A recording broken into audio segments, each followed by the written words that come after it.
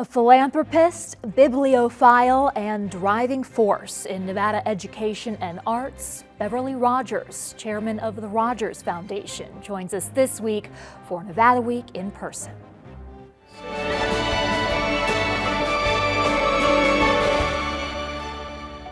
Support for Nevada Week in Person is provided by Senator William H. Hernstat.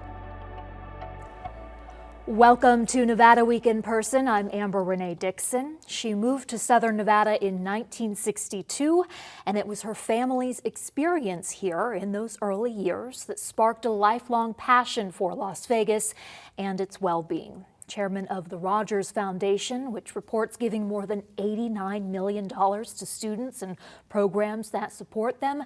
Beverly Rogers, thank you for joining us for Nevada Week in Person. Thank you very much for having me. So I mentioned that you and your family moved here in the 60s from Pennsylvania, and what was it about the experience then that sparked that lifelong passion for Southern Nevada? I'll have to say that my parents came to start over in life, and they brought nothing with them. In fact, we came here because my brother and I were out of school for Christmas vacation. We actually flew here on Christmas Day, 1962. And in the next 2 weeks, my parents got jobs and a place to live and put us in school, and we never left. And what really made a difference that I look back on certain things that happened now more than I did at the time they were happening.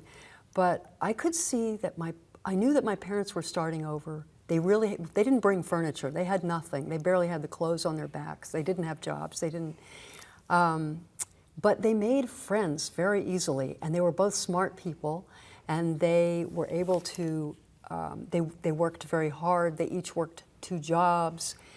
They saw opportunity that Las Vegas became, at that time, and I think still is, a place where people can come and find opportunity, and that the town has an openness and a warmth that other places may have shut them out, but they were able to make it. And they made it, and I that was inspirational to me. Oh, it's very inspirational, very neat. So you went on to graduate from UNLV.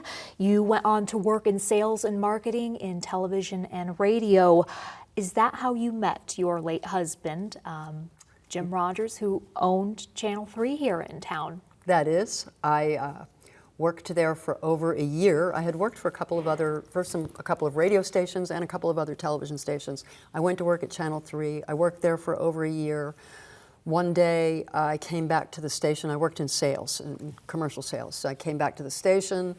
There's a message on my phone from Jim Rogers. "Hi, this is Jim Rogers. Will you call me?" I ran into my supervisor's office and said, "Hey, Dick, there's a message on my phone from Jim Rogers. Am I in trouble?" Mm-hmm. And he said, kind of had this look like you're in trouble, but you don't know what kind. And anyway, he said, "No, you're not in trouble." So I called, and he asked me out, and I married the boss. Long story short. I used to work for Jim Rogers, and a call from him could be kind of intimidating. Absolutely. But that had to be a different kind of proposal. So he was a lawyer, a businessman, a media mogul, owned several TV stations, chancellor of the Nevada System of Higher Education, a philanthropist, did not shy away from speaking his mind. How did he impact you? That last comment about I wish I could be like that. I aspire to be like that. To this day.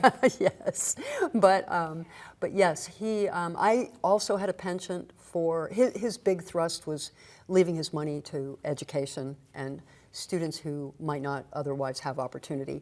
And actually, my love was for educational endeavors as well. Alongside a couple of other smaller things, and so we worked well together on that. And how he influenced me was in so many just funny little remarks that he would make, where other people might laugh it off, but he was serious, and he was an inspiration. You miss his humor. Yeah. How much do you miss him? How has your life changed without him? Well, that's a long answer, but but the short answer is I keep him alive because there probably isn't a week, at least, that goes by that I don't bring up 3 or 4 expressions of his, or tell somebody that, well, this is the way my husband would have handled it, and which people may get sick of hearing that, but but it is sometimes he was very to the point, and he could solve problems. As can you. And as you are, so you both have that passion for education. The Rogers Foundation does so much. One aspect of it is the Educate Nevada Now, which is a, quote, nonpartisan education policy organization focused on ensuring that every Nevada child has access to a quality education. And part of that is that you are funding initiatives to help get schools adequately funded in Nevada, schools that have been historically underfunded. What are your ideas on how to appropriately fund education here?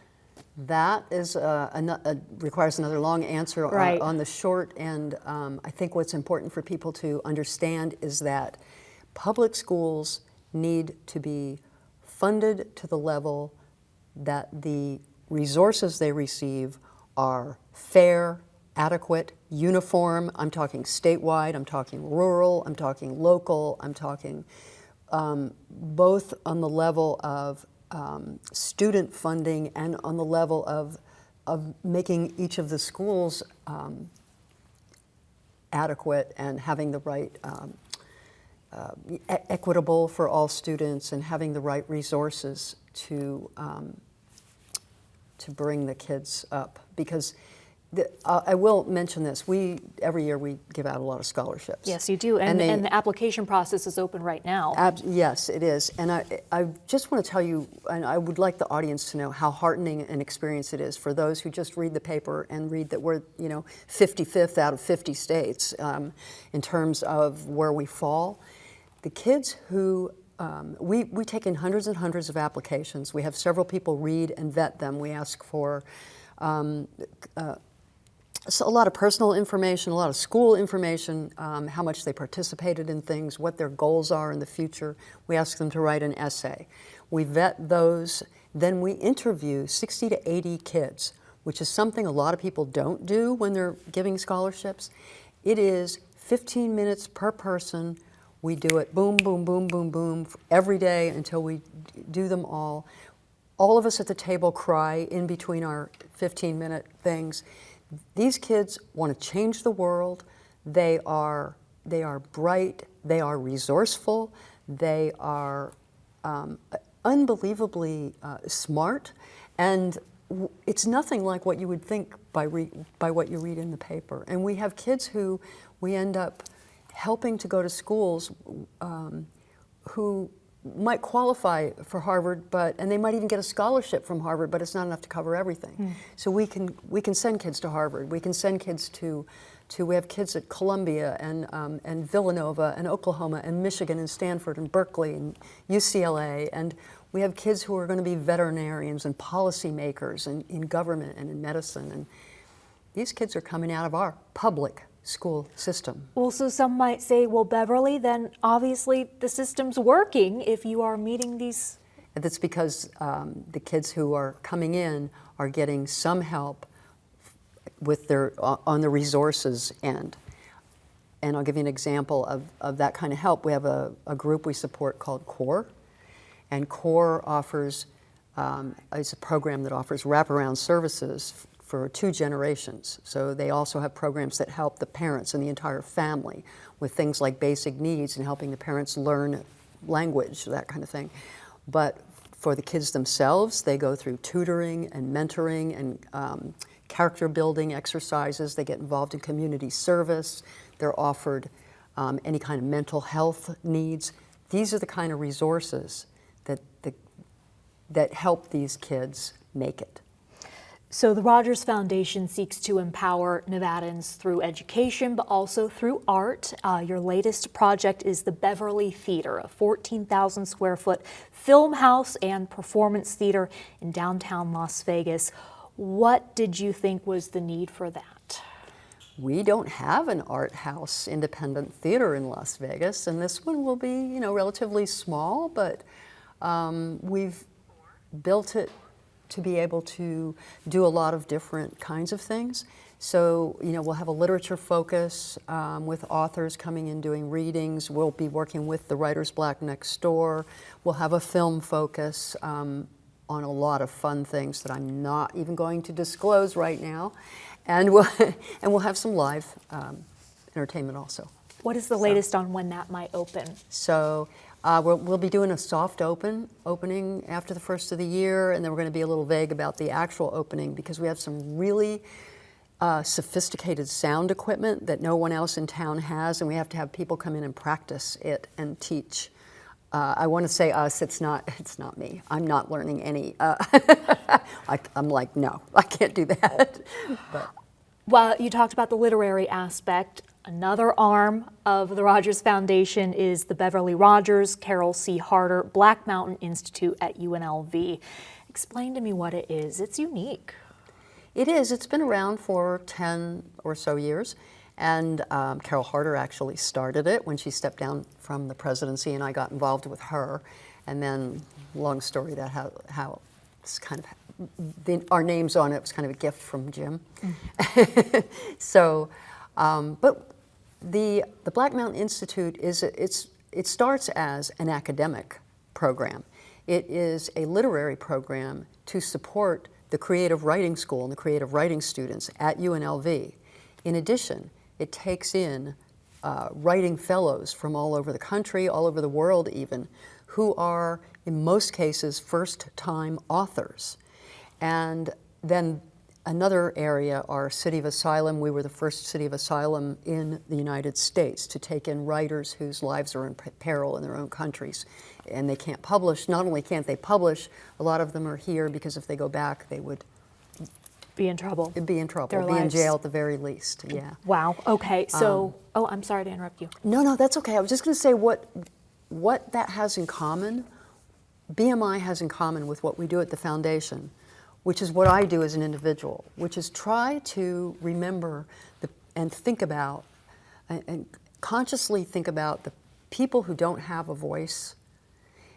That's really what the foundation does. That's really what BMI does, and that's really what I do. So if you were able to try to condense it, it's thinking about how to help people who need a lift, who, yeah, they could go to college, but they could go to a better college. Or yeah, they could write a book, but could they get it published? And do they have the time? Or yeah, they just need they need the resources and the help to get their voice out. Last thing, you describe yourself as a bibliophile, which would be an avid lover of books or collector of books, which you do collect. Victorian literature, why? Wow.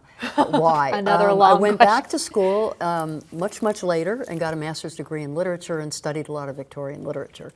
And when I started collecting before I went back to school, and I got into this genre called books about books, which is exactly what it says. And I read most of them, and when I got out of school, I decided to read the rest, and I got hooked on this book that was about a literary forger.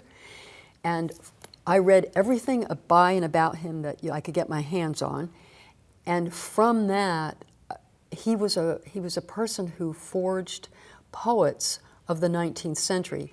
But from starting to do research in that area, I ended up as a 19th century nut. Hey, Beverly Rogers, thank you so much for joining Nevada Week in person. For Thank you more, for go to having me. vegaspbs.org/Nevada Week.